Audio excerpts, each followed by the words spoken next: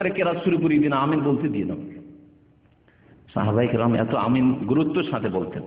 বুখারী শরীফে এগুলি কথা রয়েছে। ওয়াকালা নাফে তাবে বলছেন কানা ইবনে ওমর লা ইয়াদাহু, আব্দুল্লাহ বিন ওমর রাদিয়াল্লাহু তাআলা আনহুমা কখনো ছাড়তেন না এবং মানুষকে উৎসাহিত করতেন।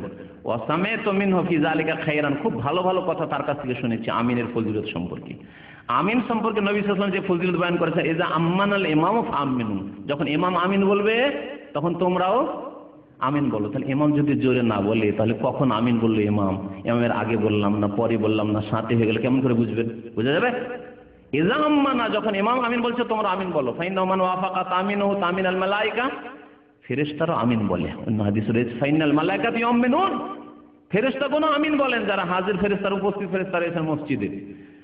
আর যদি ওই সময় তোমার আমিন, ইমামের আমিন, ফেরেশতার আমিন এক পেজে অনুকূলে হয়ে যাবে, একসাথে সবাই আমিন, গফিরা লাহু মা তাকাদ্দামা মিন যামবিহি, তাহলে অতীতের গুনাহ খাতা মুসল্লিদের মাফ হয়ে যাবে। এইভাবে আমিনের ফজিলত বয়ান করেছেন নবী সাল্লাল্লাহু আলাইহি ওয়াসাল্লাম। একটি হাদিসে বলেছেন যে আমিনের সবচেয়ে বেশি হিংসা করে ইহুদিরা। ইহুদি যদি আমিন শুনে তো গায়ের জ্বালা হয়ে যায় তাদের। মদিনায় ইহুদি কিছু বাস করত, সাহাবায়ে কেরাম আমিন বলতেন নামাজে, সবচেয়ে বড় জ্বালা হইতো ইহুদিদের, যারে এদের দোয়া কবুল হয়ে যাবে। হ্যাঁ, ইহদিনাস সিরাতাল মুস্তাকিম সিরাতাল লাযিনা আনআমতা আলাইহিম গায়রিল মাগদুবি আলাইহিম, ইহুদি ওয়ালাদ-দাল্লিন, খ্রিস্টান নাসারা, আল্লাহ এসব পথ দেখানো, সিরাতে মুস্তাকিম, মুমিন মুমিনাতের পথ দেখাও। এই দোয়া কষ্ট হবে না ইহুদিকে? আর সবাই মুমিন বলছেন আমিন। সবচেয়ে বেশি তোমাদের হিংসা করে ইহুদিরা তোমাদের আমিনের উপর। সুতরাং আমিন জোরে বলতে হবে, যখন জোরে কেরাত হবে। হ্যাঁ, মনে মনে কেরাত আপনি মনে মনে পাঠ করছেন, যখন জোহরের নামাজ তখন মনে মনে আমিন বললেন, তখন আমিন বললেন, মনে মনে বললেন। এই হচ্ছে সুন্নাত। আরেকটি হাদিস রয়েছে, আবু দাউদে রয়েছে হাদিসটি, যেখানে রয়েছে রাফা বিহা সাউতাহু, আর দারকুতনিতে রয়েছে যেখানে রয়েছে মাদ্দা বিহা সাউতাহু। ওয়াইল বিন হুজর রাদিয়াল্লাহু তাআলা আনহু বর্ণনা করেছেন, সাল্লাইতু খালফা রাসূলিল্লাহ, আমি আল্লাহ রাসূল সাল্লাল্লাহু আলাইহি ওয়াসাল্লামের পিছনে নামাজ পড়লাম।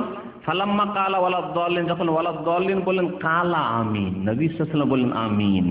আর আমিন আসতে মাদ্দা বিহা সাউতাহু, মাদ্দা মানে টান দাও, আওয়াজ টান দিয়ে আওয়াজ, আমিন টেনে বললেন, তাহলে আমিন টানতে হবে, উচ্চস্বরে বলতে হবে। মাদ্দা বিহা সাউতাহু, দারকুতনি প্রথম খণ্ড 335 পৃষ্ঠাে রয়েছে। এখন আসুন রফুল ইয়াদাইন। আমিনের মাসলা হলো 9 নম্বর মাসলা হচ্ছে রফুল ইয়াদাইনের, মানে হাত তোলা। যদিও একটা হাদিসের তরজমাতে চলে আসছে রফুল ইয়াদাইন কয় জায়গায় করতে হবে বলেছি।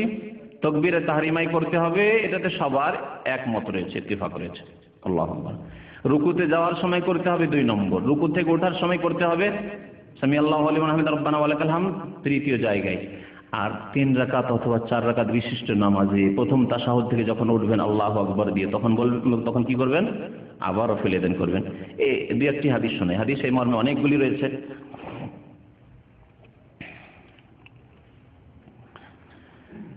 ইবনে ওমর রাদিয়াল্লাহু তাআলা আনহুমা আর আমল বলছেন, কানা ইযা দাখালা ফিস সালাতে, যখন নামাজে প্রবেশ করতেন কাব্বারা, তাকবীর বলতেন, ওয়া রাফা ইয়াদাইহি, 2 হাত উঠাইতেন। ওয়া ইযা রাকা, যখন রুকুতে যেতেন রাফা ইয়াদাইহি, তখন রাফা ইয়াদাইন করতেন 2টি।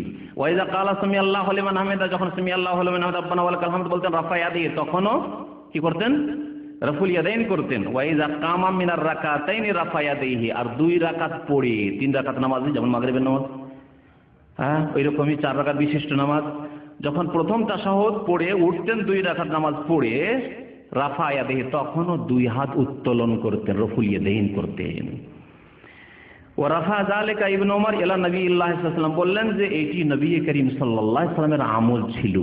নবী সাল্লাল্লাহু আলাইহি ওয়াসাল্লামের নামাজ এইরকম ছিল, 4 জায়গায় রাফা ইয়াদাইন করে। সহিহ বুখারীতে হাদিস রয়েছে।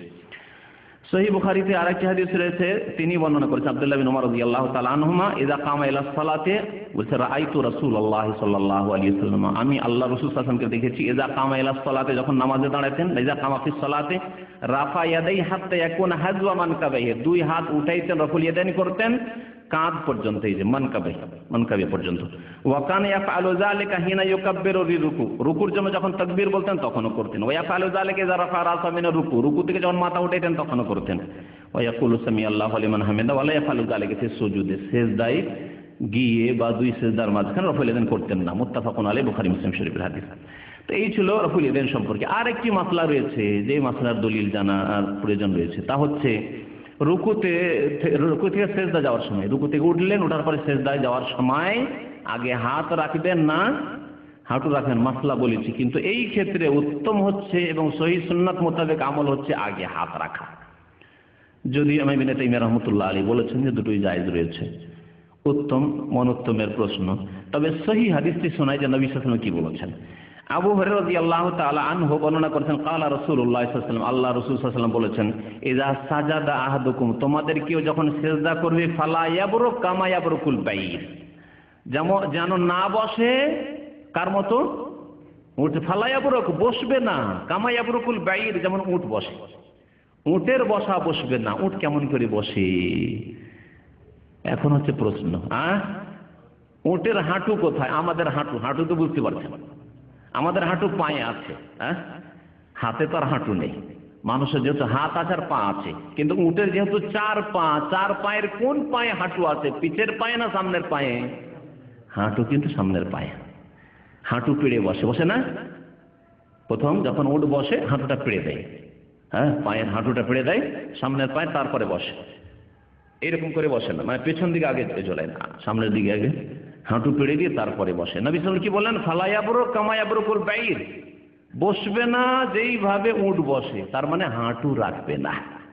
এই হাদিসের ব্যাখ্যা হচ্ছে হাঁটু রাখবে না। তার ব্যাখ্যাও করে দেওয়া হচ্ছে তারপরে ওয়াল ইয়াদা ইয়াদাইহি কাবলা রুকবাতাইহি, এবং দুই হাত যেন রাখে কাবলা রুকবাতাইহি, হাঁটুর আগে, হাঁটুর পূর্বে, দুই হাঁটুর পূর্বে কি রাখবে?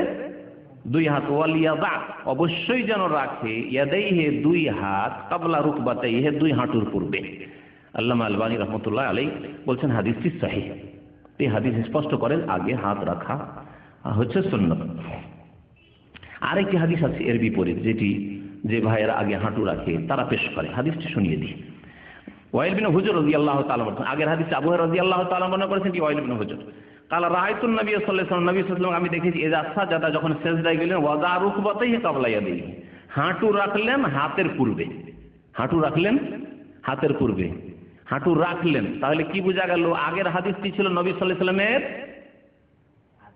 আদেশ, বচন, হুকুম, আর এটি হচ্ছে নবী সাল্লাল্লাহু আলাইহি ওয়াসাল্লামের আমল কর্ম। এক, মনে রাখবেন এই পয়েন্টটি। ওয়াইজান নাহাদা, যখন উঠতেন, রাফা ইয়াদাইহি কাবলা রুকবাতাইহি, তখন হাত উঠিয়ে নিতে কাবলা রুকবাতাইহি। আল্লামা আলবানী বলছেন যায়িফুন, হাদিসটি যায়িফ। ইবনে মাজাহ 882 নম্বর, যায়িফ ইবনে মাজাহ, এগুলি বাংলায় অনুবাদ হচ্ছে, ঢাকায় পাওয়া যাচ্ছে। তো তাতে তিনি বলেছেন হাদিসটি যায়িফ।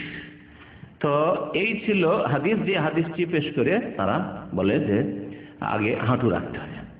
তো এখন শোনেন দুটি বিষয়। একটি বিষয় হচ্ছে যে নবী সাল্লাল্লাহু আলাইহি ওয়াসাল্লামের রাখার যে আমলটির কথা উল্লেখ করলেন ওয়াইল বিন হুজর, সেই হাদিসটি যায়িফ, দুর্বল। আর হাত রাখার হাদিসটি আগে যেটিতে রয়েছে সেটা হচ্ছে সহিহ। তাহলে সহিহ আর যায়িফে যদি বিরোধ হয় তাহলে কোনটাকে নিতে হবে? সহিহ নিতে হবে। এক। দুই নম্বর, আরেকটি মুহাদ্দিসিনদের নীতিমালা কায়দা রয়েছে যে নবী সাল্লাল্লাহু আলাইহি ওয়াসাল্লামের কর্ম আর বচনে যদি বিরোধ হয় তাহলে কোনটিকে নিতে হবে? হুকুম, আদেশ, বচনটিকে নিতে হবে। যেমন আল্লাহ পাকের হুকুম, রাসূলুল্লাহ সাল্লাল্লাহু আলাইহি ওয়াসাল্লামের হুকুম যে আমরা কয়টা বিয়ে করতে পারি?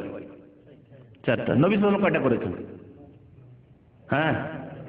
এক জামানে একসাথে 9টা। এমনি তো ইন্তেকাল করে বা তালাক দিয়ে, তা আপনিও 100-200টা করেন না কেন? কিন্তু একসাথে কটা রাখতে পারেন আপনি? মুসলিম 4টার বেশি রাখতে পারেন না। যদি 4-এর বেশি কেউ করে সে মুরতাদ, কাফের হয়ে যাবে, মুসলমান থাকবে না। কারণ কোরআন সে অস্বীকার করলো। আল্লাহ পাক কোরআনে বলেছেন রোবা, 4-এর বেশি নয়। নবী সাল্লাল্লাহু আলাইহি ওয়াসাল্লাম 9টি করেছেন। তার নবী সাল্লাল্লাহু আলাইহি ওয়াসাল্লাম আমল হচ্ছে 9টি, আর বচন হচ্ছে কোরআন হাদিসের 4টি। কোনটার উপর আমল করবেন? 4টি। ওই রকমই এখানে নবী সাল্লাল্লাহু আলাইহি ওয়াসাল্লাম আমল হচ্ছে, যদি শহীদ হয়েও নেওয়া হয় কিছুক্ষণের জন্য, তাহলে নবী সাল্লাল্লাহু আলাইহি ওয়াসাল্লাম আমল হচ্ছে আগে হাঁটু রাখা, আর হুকুম করেছেন হাত রাখার। তাহলে হাত রাখাকে প্রাধান্য দিতে হবে। হতে পারে নবী সাল্লাল্লাহু আলাইহি ওয়াসাল্লাম বয়স বেশি হয়ে যাওয়ার পরে, অথবা কখনো অসুবিধায় পা রেখেছেন আগে, তারপর হাত রেখেছেন। আমি আমল করতে গিয়ে অনেক সময় পা রাখি, অনেক সময় পা রাখি, কিন্তু সেটা কি আমার আমলটা ধরবেন না আমার বচন ধরবেন? কারণ হতে পারে আমার কোনো ওজর থাকতে পারে, অসুস্থ থাকতে পারে, পা রাখতে গিয়ে অনেক সময় অসুবিধা, পায়ে ব্যথা আছে হয়তো, সেটা আপনার জন্য দলিল নাই। বয়স্ক মানুষদের জন্য সুবিধা, সুবিধা আগে হাঁটু রাখা, হাত রাখার সুবিধা। উঠা